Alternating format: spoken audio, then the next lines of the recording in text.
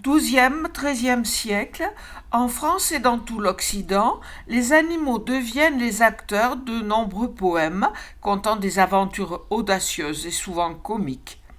Le goupil, en particulier, malin et rusé comme nul autre, va connaître une telle notoriété qu'il va finir par troquer définitivement son nom d'origine et d'espèce contre le prénom de renard que lui attribuèrent certains chroniqueurs de l'époque.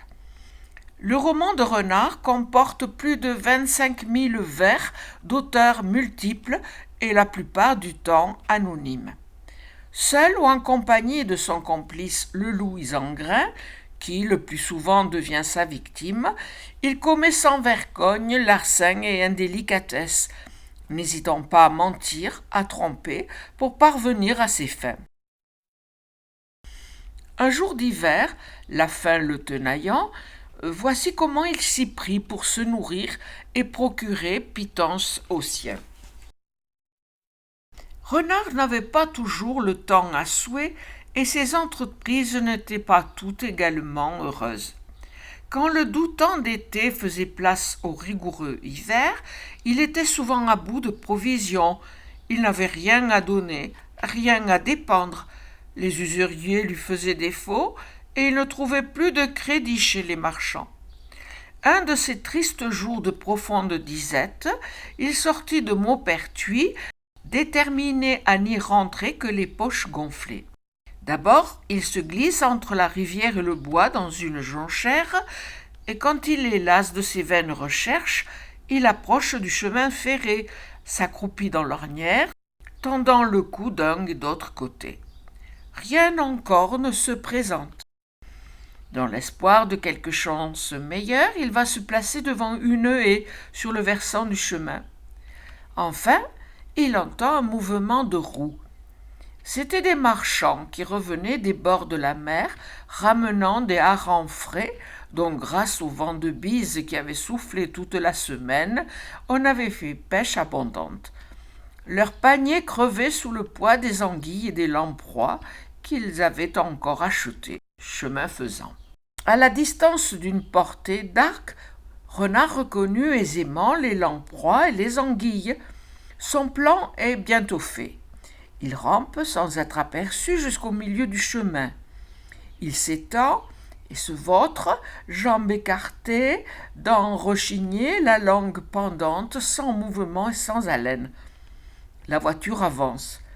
Un des marchands regarde, voit un corps immobile et appelant son compagnon « Je ne me trompe pas, c'est un goupil ou un blaireau ?»« C'est un goupil, » dit l'autre. « Descendons, emparons-nous-en et surtout qu'il ne nous échappe. » Alors ils arrêtent le cheval, vont à Renard, le poussent du pied, le pincent et le tirent. Et comme ils le voient immobile, ils ne doutent pas qu'il ne soit mort. Nous n'avions pas besoin d'user de grande adresse, mais que peut valoir sa pelisse ? 4 livres, dit l'un. Dites 5, reprend l'autre. Et pour le moins, voyez sa gorge comme elle est blanche et fournie. C'est la bonne saison, jetons-le sur la charrette. Ainsi dit, ainsi fait.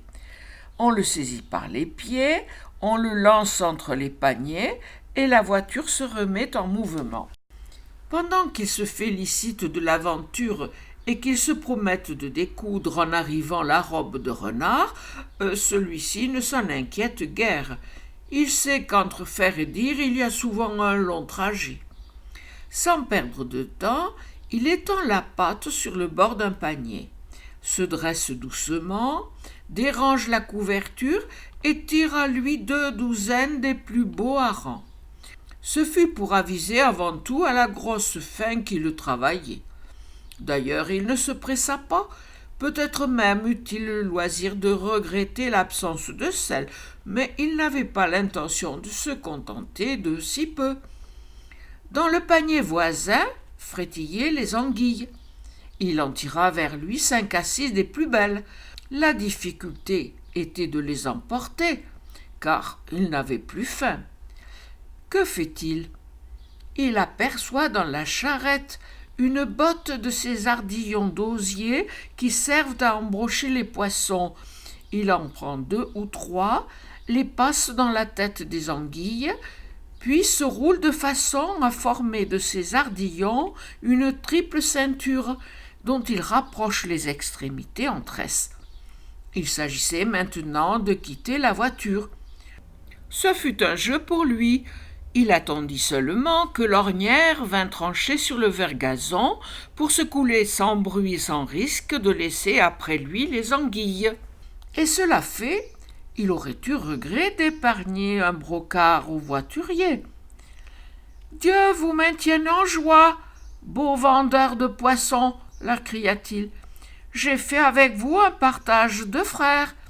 J'ai mangé vos plus gros harengs et j'emporte vos meilleures anguilles, mais je laisse le plus grand nombre. » Quelle ne fut pas alors la surprise des marchands. Ils crient « Au goupil, au goupil !» Mais le goupil ne les redoutait guère. Il avait les meilleures jambes. « Fâcheux contretemps, disent-ils, et quelle perte pour nous au lieu du profit que nous pensions tirer de ce maudit animal. Voyez comme il a dégagé nos paniers. Puisse-t-il en crever au moins d'indigestion ? » « Tant qu'il vous plaira, dit Renard, je ne crains ni vous ni vos souhaits. » Puis il reprit tranquillement le chemin de Maupertuis. Hermeline, la bonne et sage dame, l'attendait à l'entrée. Ses 2 fils, Malebranche et Percehaïa, le reçurent avec tout le respect qui lui était dû. Et quand on vit ce qu'il rapportait, ce fut une joie et des embrassements sans fin. « À table !» s'écria-t-il, « que l'on ait soin de bien fermer les portes et que personne ne s'avise de nous déranger. » Le roman de Renard décrit des paysans assez aisés, une vie à la campagne assez agréable. Le XIIIe siècle connaît un essor économique et démographique. Les conditions de vie sont loin d'être épouvantables. Ce sont les comportements moraux qui le sont pour les auteurs du roman de Renard. Mais les animaux ont faim. La quête de la nourriture est une obsession dans le roman de Renard. À la fin du XIIe-XIIIe siècle, Renard est perçu comme un personnage négatif. Le goupil vole les vivres abondantes des paysans. Dans la vie des campagnes au Moyen Âge, il s'agit d'un animal diabolique. Il a le pelage roux, il se cache dans des terriers et vole les poules des paysans. Au Moyen Âge, être rusé est un vice épouvantable, alors que de nos jours, c'est presque une qualité. En aucun cas, Renard était perçu au Moyen Âge comme un séducteur ou comme un bon tricheur. C'est un personnage qui n'hésite pas à blasphémer. Les récits étaient de véritables leçons de morale.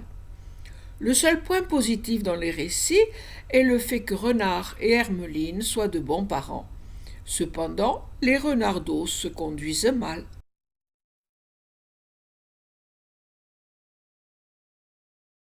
Au fil des siècles, il a été perçu comme une sorte de Robin des Bois. Le dessin animé de Disney, 1973, est le reflet de cette image. Ce sont les versions modernes, voire très modernes, du roman de Renard qui ont valorisé le goupil. Les livres étant destinés à la jeunesse, les traits du personnage s'inversent. Déjà considéré comme un animal fourbe et malfaisant par Aristote, par les fables antiques et par l'Évangile, le renard est au Moyen-Âge le symbole de la ruse, de la perfidie et de l'hypocrisie. De nos jours, voleur de poules et vecteur de maladies pour les uns, allié naturel des agriculteurs parce qu'il débarrasse les cultures des campagnols, mulots et autres souris pour les autres. Un renard peut manger jusqu'à 6000 campagnols par an. Le renard roux divise. Ce mammifère fait actuellement partie de la liste des ésodes, espèces susceptibles d'occasionner des dégâts, au même titre que la fouine ou le sanglier, ce qui le rend chassable tout le long de l'année.